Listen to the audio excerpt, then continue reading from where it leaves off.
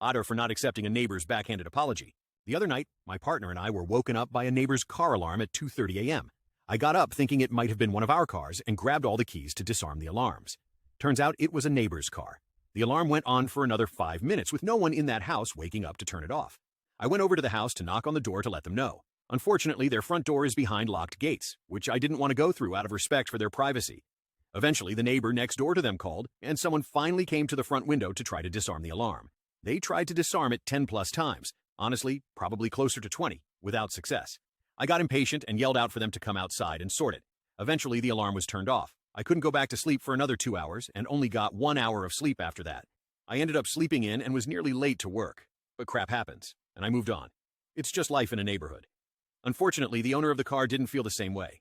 She came over the next day while I wasn't home and talked to my partner. She led with an apology, but then finished by saying she didn't appreciate being yelled at 2:30 a.m. I didn't expect an apology, and honestly, couldn't care less. Stuff like that happens. People get cranky in the moment, but you move on. It's not that big of a deal at the end of the day. My partner thinks I could have handled it better. I agreed that I would have, if it had been 2:30 in the afternoon.